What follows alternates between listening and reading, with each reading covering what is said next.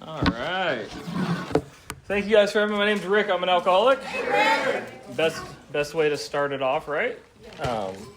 Like you said, I'm from Everett, Washington, so I'm up the ways a bit. It's good to be here down in Olympia. So the great thing about sharing up here with Alcoholics Anonymous is I don't have to remember what to say because it all really happened. I don't have to remember lies anymore. It's the great thing about being sober now. It's just my experience, strength, and hope. So I'm going to try to keep it in that format to just kind of keep it as simple as possible. My journey, well, I wouldn't say my journey through the program, but I grew up the product of a single mom with a younger brother and sister. I had a dad that wasn't around, and she got together with my brother and sister's father, and he ended up being a hardcore alcoholic, drug addict, all those things. So at a youngest age, I remember growing up and witnessing things in life that I didn't think would ever be... I just didn't even know what to make of it, honestly. You know, my mom was pregnant with my brother, and I watched her get the shit kicked out of her in home, and I was probably 8, 9 years old. Just countless episodes like that. And I do remember equating that behavior to drinking and drugging and thinking, I don't ever want to be like that. I had every reason not to become an alcoholic based on my upbringing. Along with that, I remember going to school and just kind of being one of those awkward kids. I never really fit in. Everything just felt off to me. I'd never really clicked with anybody. When I was sober, I've been sober a bit, but when I look back on that, I remember one situation being in elementary school, and they had something really exciting for lunch. And I remember walking to get in line to get the lunch in my elementary school and looking at the line and thinking, oh, no, I'm not going to get mine. And that was a very interesting thing to notice, like, there's not going to be enough for me. What about me? And that happened before I ever picked up a drink. I continued on, just growing up. Luckily, that individual that was my stepfather got arrested and got yanked out of the house. So then it was mom and 3 kids, and I was the oldest of them.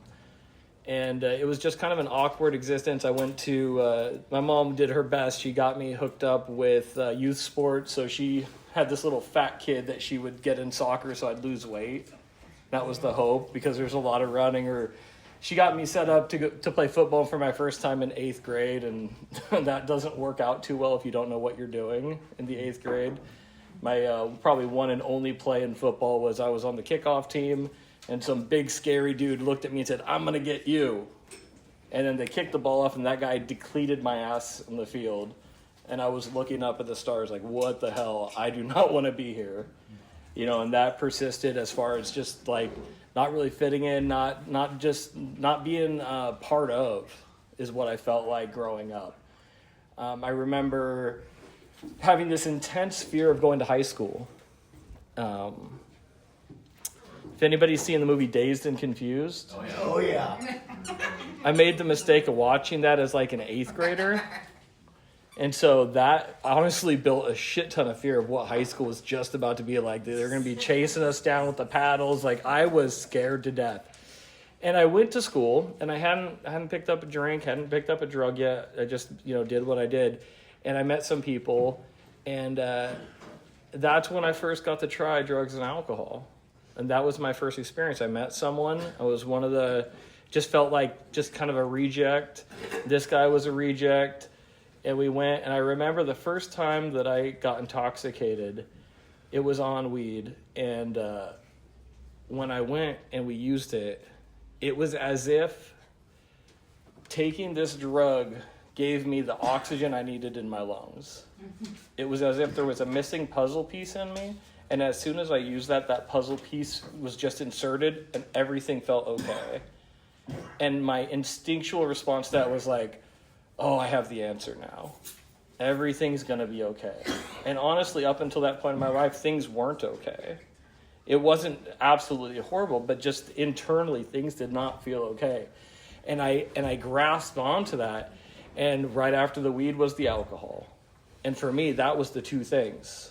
The weed and the alcohol. As soon as I got that alcohol, there was never really that warm glow of just like taking one. As soon as I felt that fixed part of what was inside of me, it was 100%. It was full throttle. Let's go, let's go, let's go. I proceeded to get into drug dealing to help pay for things. I realized that if I helped get people things, I could essentially work to get loaded. I could have X amount of, whatever I needed. And if I sold enough and split it off enough, I'd have some profit, which was just keeping me high on a day-to-day basis. And when I say high, for me, I say high and drunk interchangeably.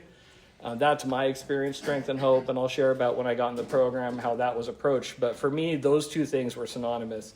So whether it was getting high on weed or it was getting the 21-year-old down the street that was living at home to walk down and buy me my beer, it was one or the other that was happening on a day-to-day basis. I soon found out that I was really bad at dealing drugs. The profit margins kept getting smaller and smaller and smaller. If anybody gets what I mean, I kept using my own supply more and more and more. I was the type of addict and alcoholic out there that would come home drunk and loaded both at the same time. And I would come home with a younger brother and sister at home and not even care what time it is. Mom's been up looking for me, worried about me. And I would come home blackout. Not necessarily blackout in as I don't remember it, but I was not blackout. Blackout's probably the wrong word, but I was gone. And I would walk in the house and I would get to my room and pass out. And that's where I would proceed to vomit all over myself. And my mom would have to walk in the room, turn me to my side just to get it off the side of the bed. And that's what day-to-day life had become for me. In the span of that, I got in a lot of legal trouble. What was it like? It was a shit show. But if you were to walk up to me and ask me how things were going, I would say it was going great. Because 99% of the time I was loaded. And to be loaded was the answer to my prayers. It genuinely was, I'm okay now. And I just want to be okay. I just want that blank space. I just want everything quiet and to feel okay with myself. And I started running into, like I said, the legal trouble. Luckily, my mom's a fighter, and I wouldn't be here today if she hadn't followed me around and got me the help I needed. I believe that if my mother had gone to Al-Anon, I'd be dead today. And that may not be a popular thing to say, but I truly believe it. She went above and beyond and chased me down the streets and helped the consequences of my actions eventually lead to me being here speaking to you today, which is great. My story continues on with just all sorts of problems in high school. Something I made amends for in recovery, but it was kind of embarrassing. Like there was a kid at school and I remember just getting totally loaded, walking on to the campus, seeing him, and then just starting punching him in the side of the head for no reason. Just beating the crap out of some dude for no reason. And so my behavior was starting to really take a turn. I got suspended from school. They were trying to figure out what to do with me. This is Mount Lake Terrace High School. While I was suspended, I decided to go back to school and go fight some other kid. And that led me to being expelled. They were done with me. And in the time of that, there'd been a lot of trouble in school up until that point. The school had sent me to treatment centers. They told me to get a drug and alcohol evaluation.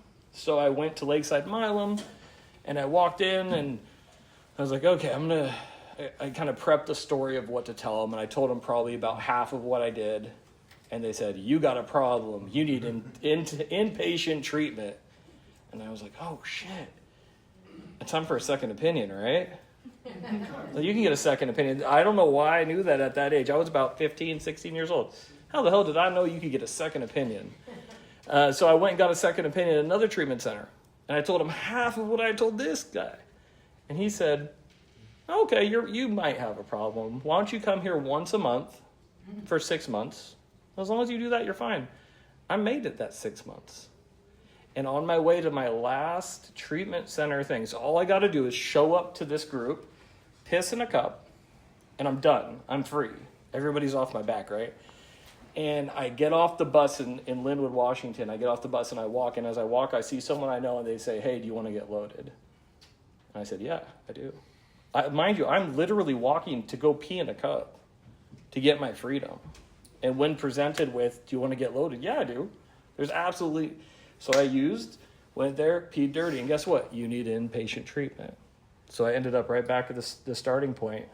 They ended up sending me to Sundown Ranch. I don't know if there's any graduates from Sundown Ranch. Anybody who's been to the scenic view down there? It's beautiful. I made it 24 hours before they kicked me out. Didn't stay there long. Started a fight with somebody, and they said, you need to leave. We can't help you. I was like, all right, it's time to run and gun. Now I'm out of school. They don't want me there. I'm out of treatment. I did what they wanted. I came back and raised hell. Yeah, I raised hell. I ended up stealing a gun from my mom. My mom had a gun. I ended up stealing a gun that I was going to use to kill a kid. I had really good friends. They helped me hide the gun. And then when I went back to get it, it was gone. Anybody have those type of friends? Help you look for your dope, and then they had it the whole time. I was hanging out with the right type of people. So I was running and gunning and doing that. That led to me going to a bar. And there were, for some reason, the people I was associated with in my addiction, they knew a place that would serve to minors. And we went there. And they were serving us pitchers of beer. And oh my God, it was amazing. It was the best thing ever. We were playing pool. There were like 5 or 10 underage kids. We had pitchers of beer. It felt like freedom. That inside of me was just feeling amazing until the police walked in. It turns out there was a teacher of one of the kids that walked in for a beer. And they recognized them. So my mom was working with the Department of Corrections as a corrections officer. So the officer came to question me about it, and I proceeded to tell the officer he didn't know who he was messing with. He didn't know who my mom was.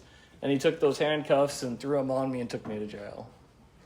And I'm 17 at this time, so I'm still going to the baby jail. And I went to the baby jail for the second time. And it was scary, and I didn't know what to do. And they brought me in to the judge when it was my time for a hearing a couple days later. And I told the same bullshit I'd told. I'd been on probation many times before. I'd been in this courtroom many times before. I told the same bullshit story. It's not me, it's them, yada, yada, yada. And then they called up the probation officer who'd been working with me for years. They said, what's your opinion of Rick? And she said, well, I think there's nothing we can do for him. Lock him up. We're done. And I was sitting there, it's like, what? Because all these times I'd been to court, and the family and this school and everybody had been trying to get me to go to treatment. And now the legal system said, hands off. Lock him up. Let him turn 18. See what happens. And I'm sitting there just like, oh shit, what am I going to do? What am I going to do? And then they asked my mom to share. So mind you, I've just told this judge a bunch of bullshit. The probation officer says, we're done. My mom gets up and tells the judge exactly what happens when I come home drunk. Exactly what I exposed my younger brother and sister to. Exactly what my addiction led to. And the judge looked at me and he said, you're going to get a lot of jail time. We're done. And I said the thing that I said the thing that changed my life, but I didn't know it would. I said, can I have treatment? It went from that was a punishment to, oh God, please let me get that because I don't want to get locked up.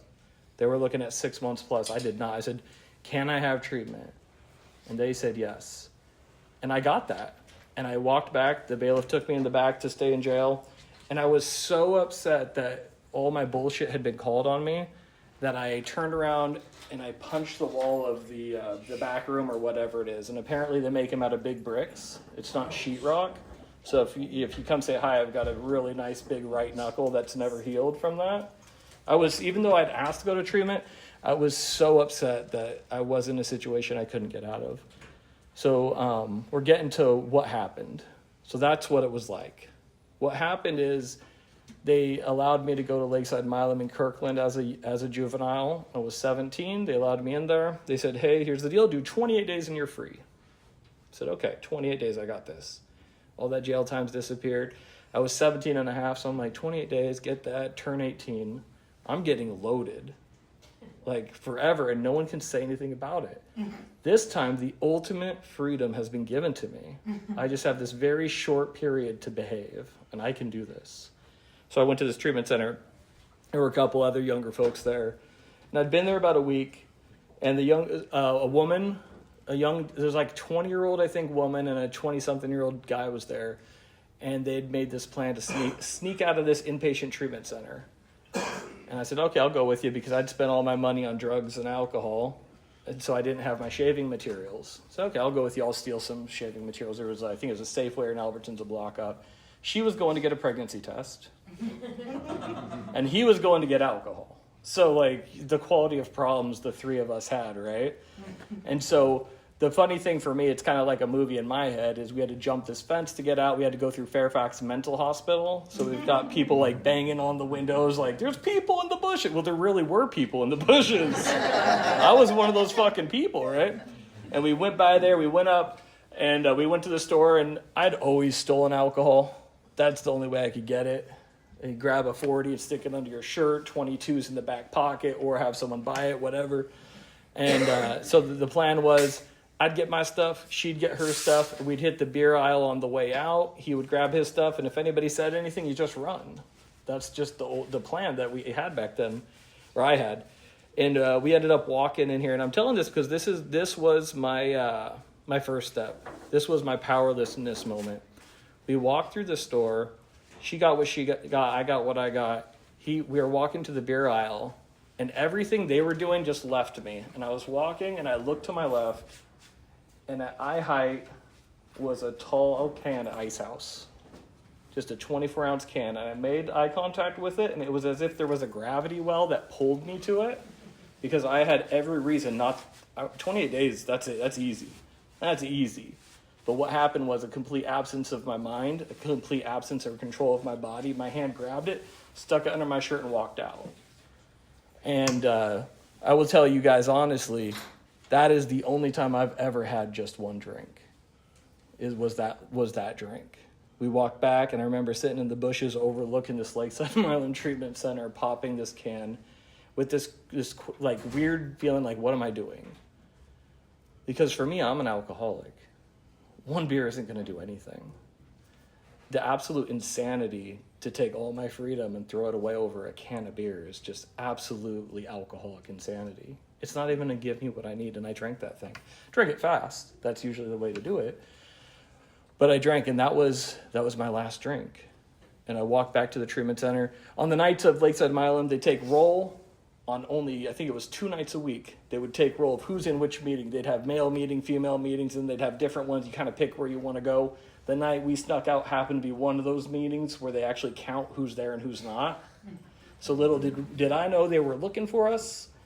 We saw them coming with flashlights. I thought, oh shit. And I went down to the stream, and I started drinking water out of the stream. Like, okay, I'm going to get it off my breath or whatever, right?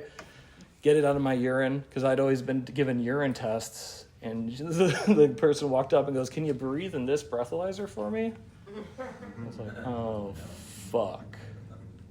They brought me to the director, and I said the alcoholic prayer that night. The same alcoholic prayer that somehow I knew. No one had ever told it to me. But I said, God, get me out of this, and I'll never do it again. That was the alcoholic prayer I'd say in the drug house with my head in the toilet puking. And the funny thing is I always got out of it, but I always did it again. It's weird, right? And so I got in trouble, and they said, hey, here's the deal. They're coming with handcuffs tomorrow. You can get handcuffs tomorrow. You can start from day one. But you don't get to decide right now. You get to decide tomorrow morning. I said, okay. Went back to my room. I pulled up my big book, and I turned to some page and read something, and my ass is on fire. I'm in deep shit. They're coming. I'm getting locked up. I'm done for. All my charades are up. And I said a prayer, the same alcoholic prayer, God, get me out of this. I'll never do it again. I went to sleep. And the next morning I woke up and everything made sense. I had the spiritual experience. I had the personality change sufficient enough to bring about recovery. And I don't know why. It wasn't a burning bush. It was literally, I went to bed and I woke up and I went to the treatment center and I said, oh shit, I'm going to die. If I don't get help, I'm going to die. And instantly I was scared, because if I could snap sober, that means I could snap back. It was that night and day for me. And I went to them and my counselor, I said, okay, do your little witchcraft thing to me. Like, you want me to be sober, wave your little wand, make me I'll live my horrible life sober. Because that's all I could see was that it was going to be a miserable existence. The only thing that ever worked for me, I now see is going to kill me. So just do your thing to me. And she goes, what? I think it was she. Yeah, she goes, what? She goes, you got to work for this thing. Mm-hmm. I was like, what? Like, this is something I've been running from my whole life. I have to work for this? I have to put in effort to stay sober? Are you fucking kidding me? She's like, yeah, and that's where that's when going to meetings from that treatment center made a lot of sense. That's when I showed up and listened to you guys share what was going on. And I was told, and anything that I say tonight that's like funny or cool or sounds good did not come from me. It came from someone else in the program, probably 99% of the time. So keep that in mind. But I was told to be honest, open-minded, and willing. And I would show up to meetings and listen to what they're doing. They said, what was it? Find someone who has what you want and do what they did. So I was looking for the guys with the cute girls. I was like, okay, the sports cars. Like, I still wasn't right in the brain. I just knew that I had to save my life and I was going to die. Luckily, I completed that treatment program. And for me, it was not the 28-day express. It was 35 days. I got that little 7-day bonus on there. And I came out, and that's what happened with my spiritual experience. And what continues on with what happened to me is I came out and they said, get a sponsor, go to a meeting right away, get phone numbers. I said, okay. So I got out, and in Mount Lake Terrace, there's a Sunday night library meeting. It's now moved. I think it's actually gone now, but there was a meeting there, and it was a block from my house. And so there's this big park where we would all party at. And so my house is on this side, the meeting's on this side. I'm day one out of treatment. I know where there's a meeting. I'm going there. And someone also said, get there early. And I didn't know why they said that, but I did what they said because I'm going to die. So I went to the meeting early. And apparently if you want to blend in and not be noticed, that's a bad idea. To show up early to a meeting, right? Like, apparently people like say hi and welcome you and all that. So I walked into this place and there was a guy named Dean Angel there. And he's since passed, and he used his name in meetings, his full name. And he said, hey, how you doing? My name's Dean. I said, hey, I'm Rick. And so he went and set up. And in this meeting, they asked for, just like we did tonight, anybody new? Anybody under 30 days? And I tell you, I sat in that room, back corner by the door. Even though I knew I was going to die and I needed to get what you guys had, I was still had something in me that kept me in the back of the room right by the door because I didn't know what I was walking into, and I didn't introduce myself. And then he stood up and introduced me to the group. And I'll tell you, that made a huge world of difference in my life. That being recognized by someone, being seen as an equal, being welcomed in this group, it got me, I don't know, it was just something powerful for me. And in that group, I was told, welcome to the land of misfit toys. I was like, yeah, like I remember the claymations, like I always kind of felt like off. And I found in Alcoholics Anonymous a fellowship and a connection that I think I'd wanted my entire life, but I didn't know how to get, and I didn't know where I'd get it from. I had been exposed to lots of churches, lots of religions, lots of do this, do that, and it never clicked. But when they said, welcome to the land of misfit toys, I was like, okay, I'm in the right spot. Now I get to tell you some things about being that in my sobriety. And some things are ugly. I've been through some ugly shit in sobriety. It's like to get to 25 years, man, there's been ups, downs, lefts, rights. There's been all sorts of things. But within probably my first 5 years of sobriety, I was working with a sponsee. I found out he'd been sleeping with my girlfriend. And that was a huge issue to go through in sobriety. I found out, and I showed up to the meeting to beat his ass. I showed up to the meeting, the same meeting, which is actually fine. I didn't realize that till just this moment, the same Sunday night library meeting.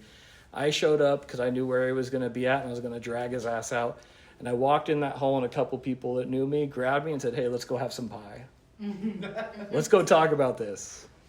Because I was hurt. See, I was going to say I was livid, I was angry, whatever. I was hurt. I'd been betrayed by someone in the program. 2 people, actually, which is another issue, the woman and the guy, especially a sponsee, though. And so we went and had pie, and me and this old-timer talked and cooled my jets.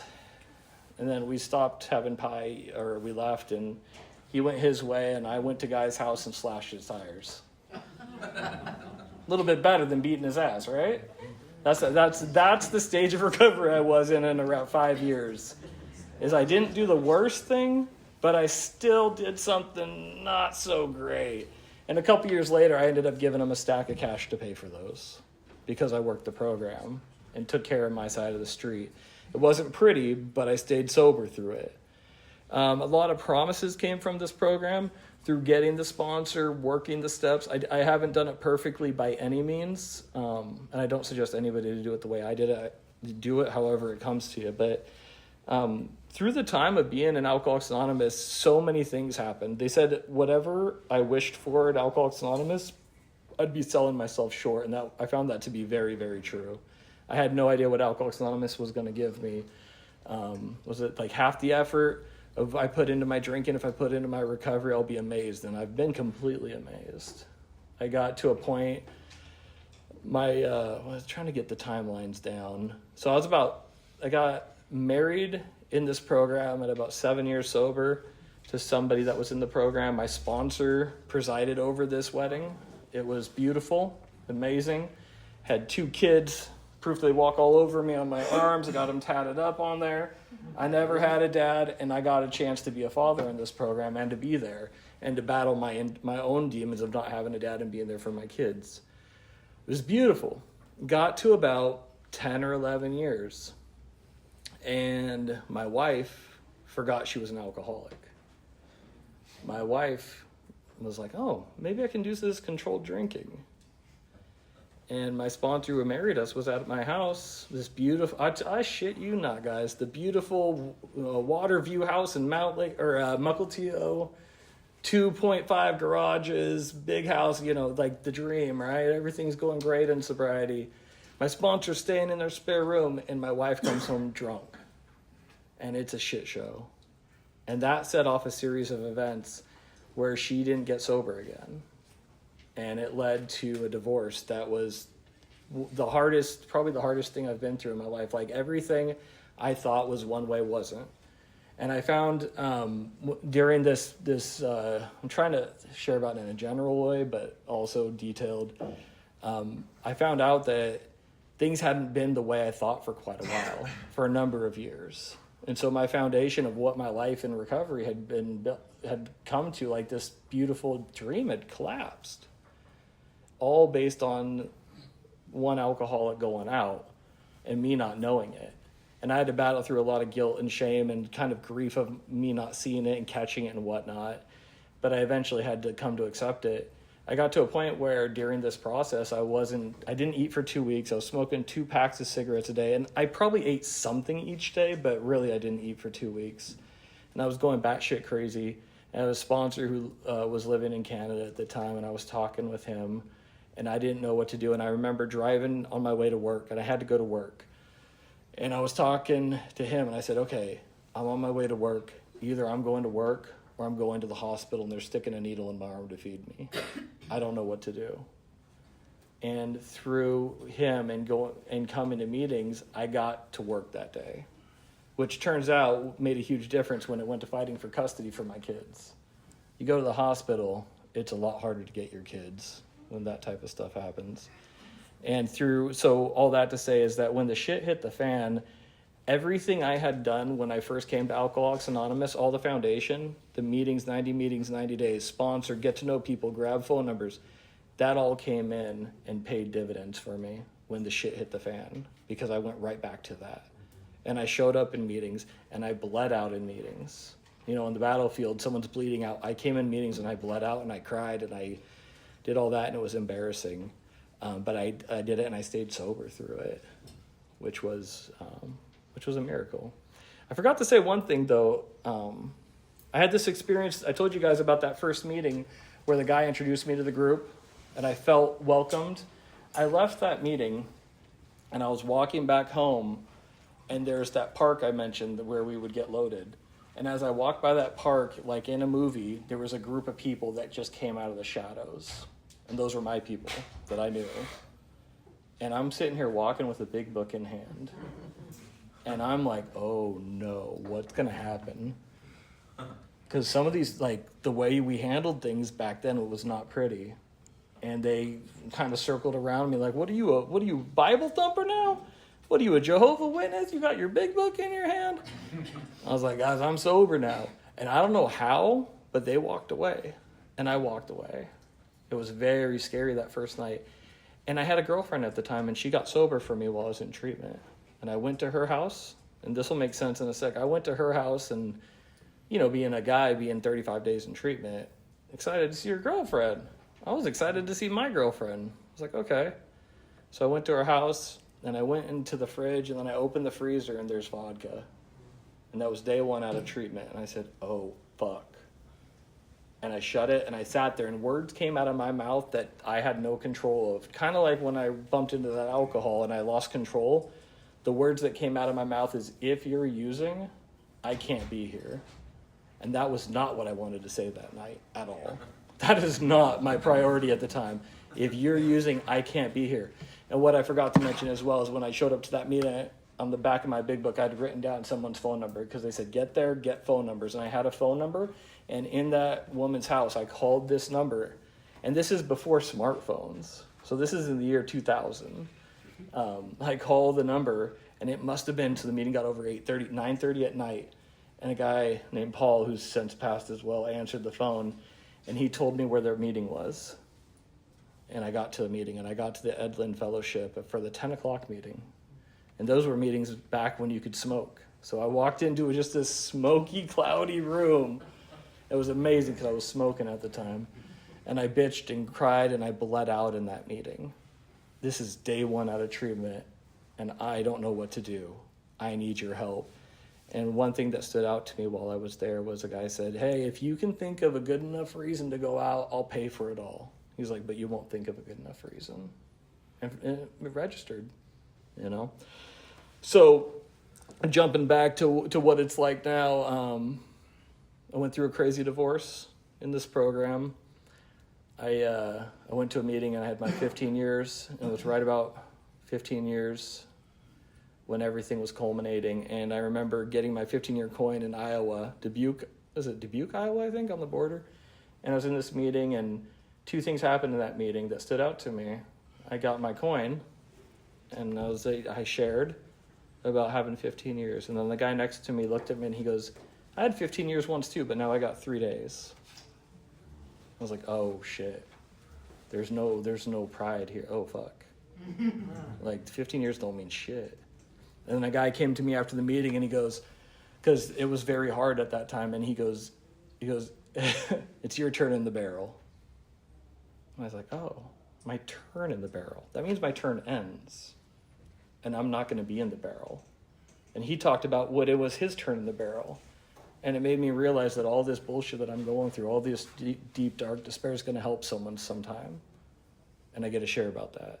I was like, okay, I took power from that. So I got to restart my life at 15 years sober in a different way. And there's been ups and downs through that. But what's been consistent is this program.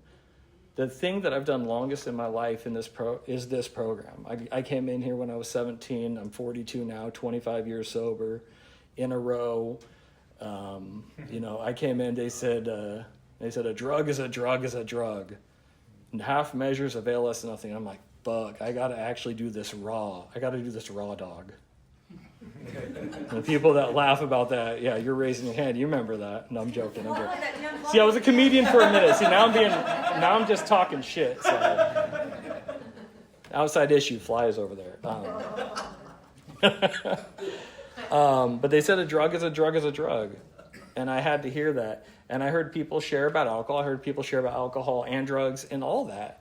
But what I heard was a program of complete sobriety, complete abstinence from all mind-altering substances.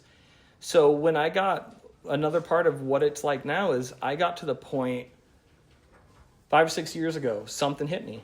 Don't know what it was. I'm hearing people in the program. I'm seeing a lot of people at 15 to 25 going out. I'm hearing about people who kill themselves in this program, sober. They don't pick up a drink, but they kill themselves. And I'm like, what the fuck is going on? And it's right around the time of my sobriety, and I keep hearing this. And I start having those thoughts. I got out of a relationship that wasn't a big or a long relationship at all, and I wanted to kill myself. And it was weird. It hit me in such a very odd way. And I remember not knowing what to make of. What are these passive thoughts about killing myself? I've had a lot of us, I think, have had those passive thoughts about getting high or drunk. Like, typically it hits and then it moves on. I think the drink through, right? Or I call my sponsor, I get to a meeting. They go through, but this was something with wanting to kill myself.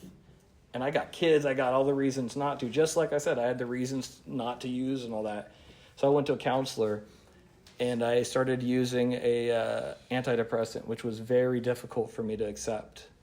The idea of using something, right? Because like half a measure of Valium is nothing. A drug's a drug, right? Like, what the fuck? And I talked to people in the program, and where the big book says there are outside issues that needed to get taken care of.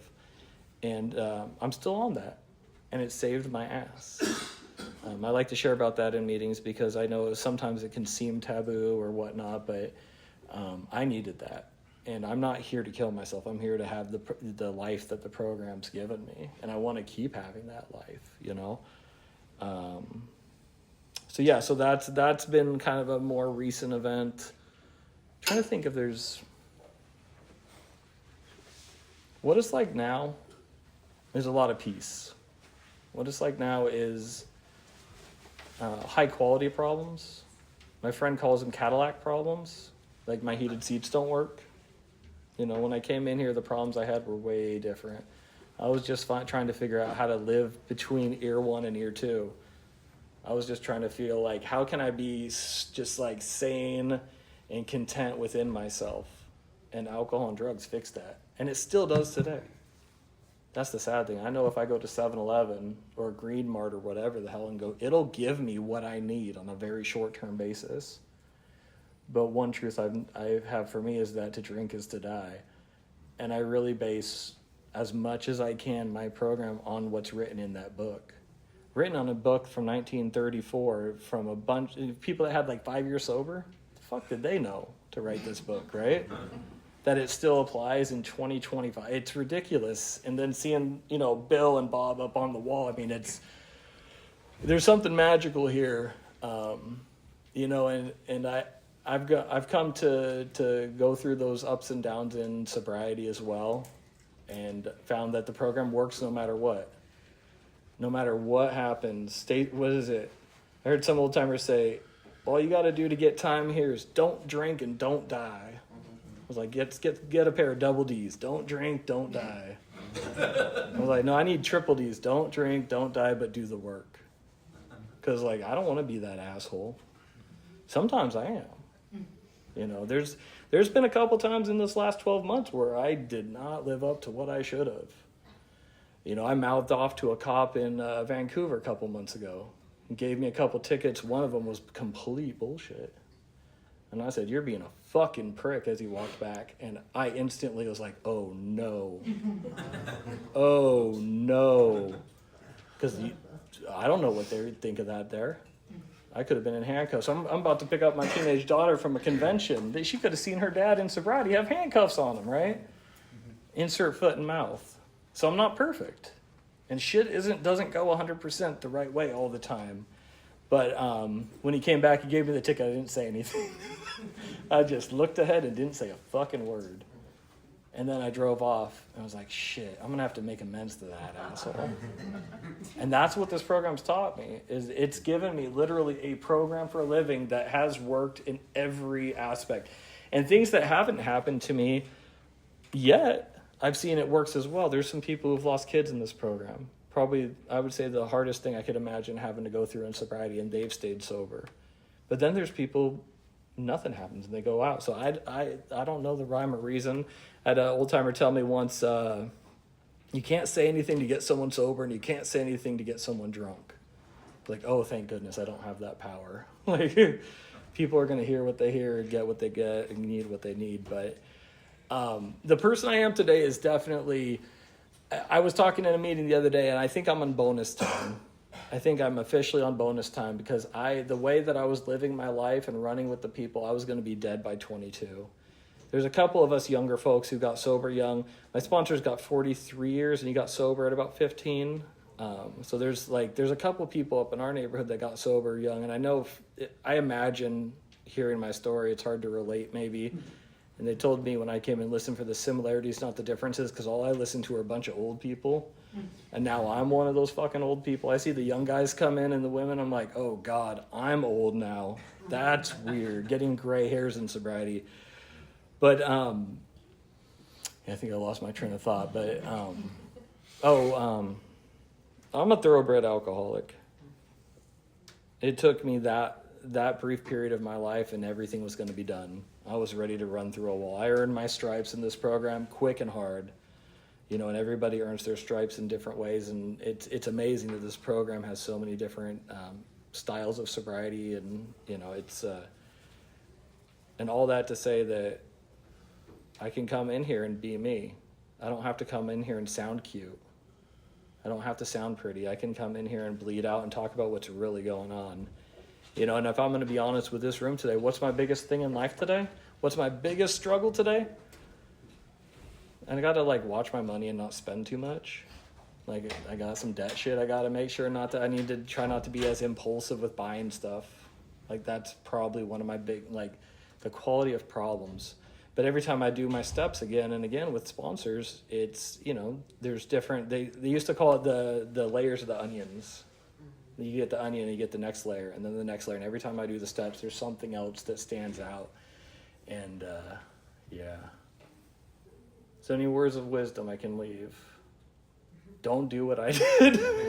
That's probably the most honest thing. But being, like I said, I'll wrap up with the bonus time thing, that being 22, I was probably going to die then. And being 43 years old, I'm on at least 20 years bonus time from this program. And if I look around here, I can see there's probably a lot of people in here getting bonus time as well that would have been dead otherwise. And there's 2 people on the wall back there that would have been fucking dead if they hadn't, got this program. Really, this is a way that I've found to save my fucking life, and it's my responsibility to give it back. So although it's short notice, when it's hey, do you want to speak? The answer is yes. And I thought about it, and I tried not to think about it too much because it doesn't matter what I say. Just tell your story. If anybody gets a chance to do it, just do it. It's being of service, and that's the least I can do, to pay back what's been given to me. So I think I've talked for long enough. Thank you guys for listening. Thank you.